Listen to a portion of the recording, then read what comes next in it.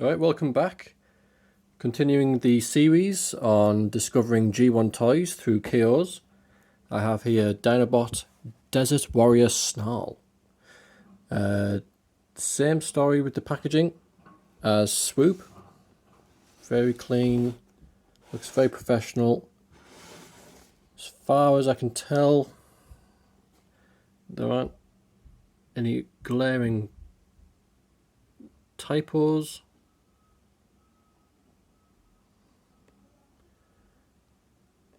But I don't have the original to compare it with. Proof there, so there's an E. Okay, so there's a difference. Something to look out for. In case you're wondering, a sample online is a knockoff or not. But yeah, the artwork is fantastic, clean.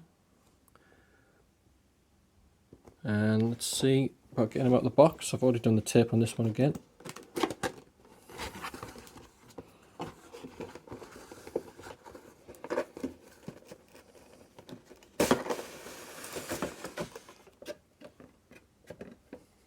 Right.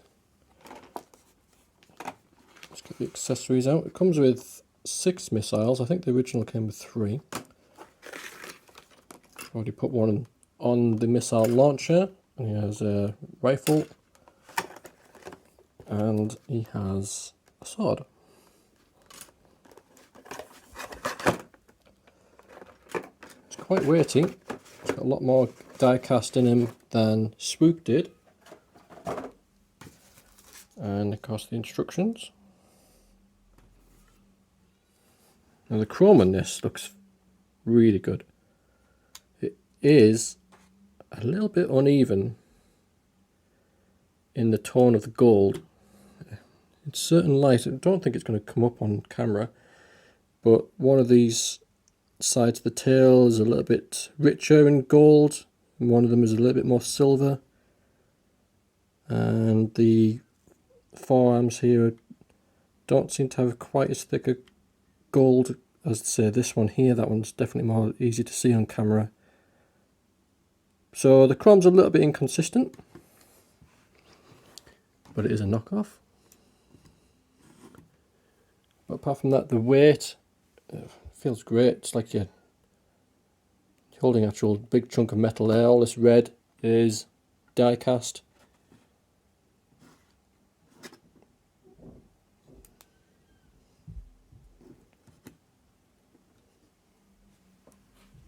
The missile launcher does actually spring, load and fire. So that's pretty cool. The rifle looks pretty clean.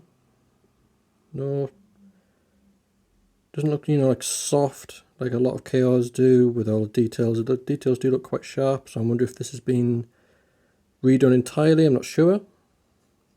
And one of the things about KOs is that obviously if you're buying a KO of a new toy, then you're taking away the funds from the company and the designer who made the toy. But these have been out of production for many years. I think since the 90s when they did the G1 Dinobots.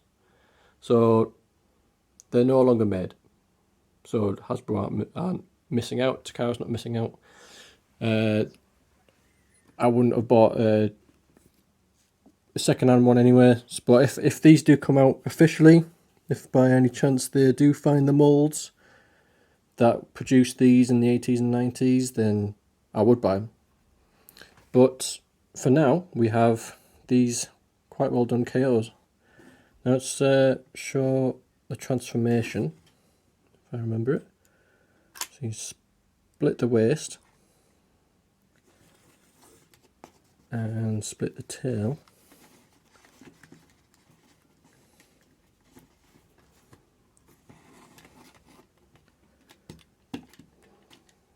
This back section comes up like this. If you put that legs down,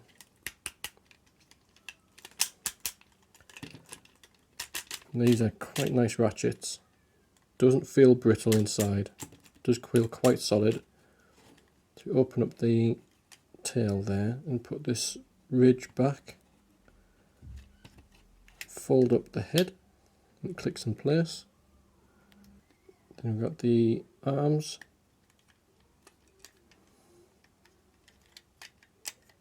That do seem to be spring loaded inside, which is quite nice. Didn't know that at all. So this do seem to have like a setting place, and you can get that to come out.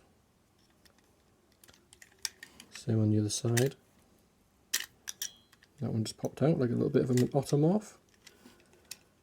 Now the legs can be split.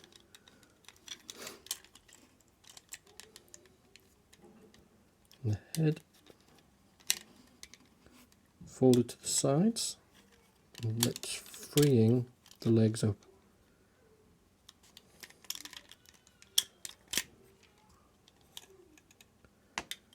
And put the waist back in. Actually turn it all the way around, then put the waist back in. And separate it slightly.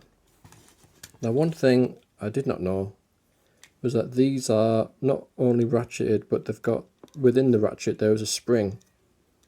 So it means that these can come out slightly and then nestle in this groove here and snaps in place there against that. That's quite cool, I like that. That goes in there. So that's quite nice and flush against his leg.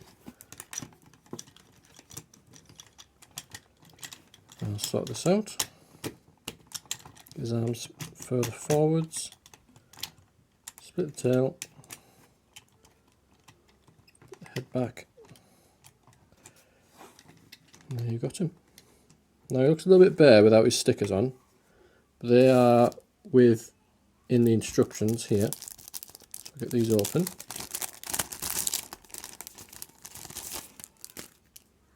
So inside you've got the tech spec again.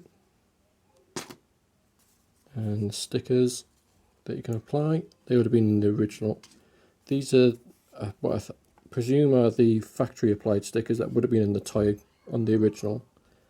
And this also, this faction symbol, which I have got to work. If I just warm it up on my hand. Yeah, that does actually work. That's quite nice. So I think I'll apply these because these look really cool.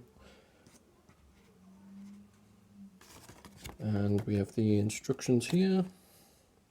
Same as before. Nicely made. And the other side. Going through the steps.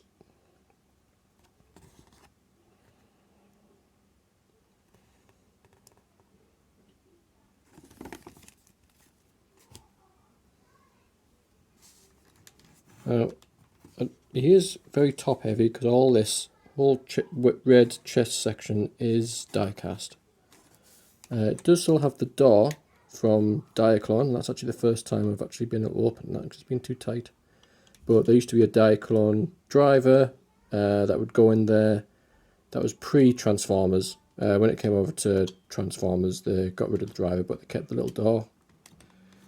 So that's still intact. But yeah, I think that's a fantastic representation. Now it is a fingerprint magnet because it is chrome, so I'll be going over it with a microfiber cloth just gently and make sure that the natural acid in your fingerprint doesn't deteriorate the chrome too much. But visually the chrome is lovely.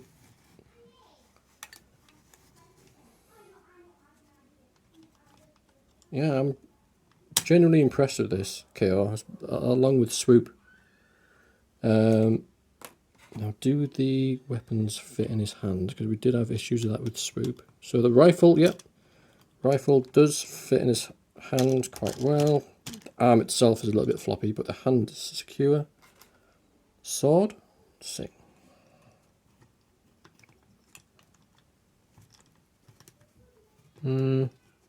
No.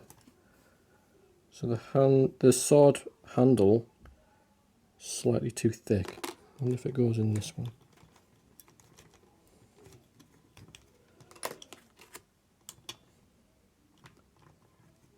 No. So maybe a small amount of drilling out of this, or light sanding on this. Not ideal, but you know, it is a KO. And does the rocket launcher fit in his shoulder? Yeah. Alright, cool. So there you go, that's with the accessories. But yeah, I am suitably impressed with this. Like I said in the previous video, to get in an original in this good a condition would have set me back hundreds of pounds, and it's just too cost prohibitive. And I want to enjoy some G1 Transformers because I really like their solid nature and their simplicity and transformation and their playability. Alright, so now it's time to add the factory applied stickers and the optional stickers, and then we'll be back once that's done.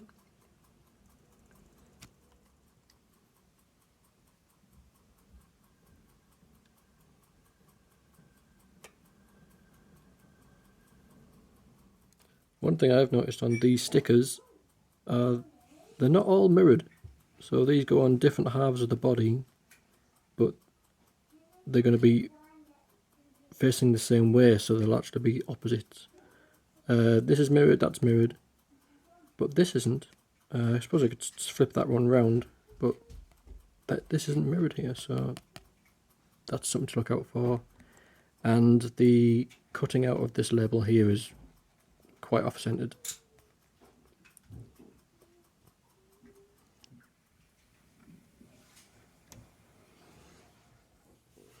Alright, so I've applied all the labels that I wanted to put on. I've left a few off. It's all personal preference when it comes to labels. But yeah, I'm happy overall. Some of the cutting isn't perfect to the actual sections where they would actually fit, and they're a little bit off-centered in some cases here. But overall, given the price that I've paid, and I'm not bothered by that, to be honest. This is a great figure. It's very top heavy. The tail is a little wobbly. I mean, it just takes a little bit of motion just to get it to move. He likes to telescope up like that. There's a big seam line here where the two halves of the torso haven't come together correctly. There's a screw hole somewhere here. I think it's behind this arm. Yeah, there. So that's actually in properly because this section marries up nicely. It might be an issue with the mold, I'm not sure. As you get to the front, it's not married up, so that's something to look out for. But it is a KO. I knew that going in. But yeah, on a shelf, this is going to look fantastic. Right, I hope you enjoyed my discovering of G1 Dinobots. In this case, Dinobots Snarl through a KO. And thanks for watching.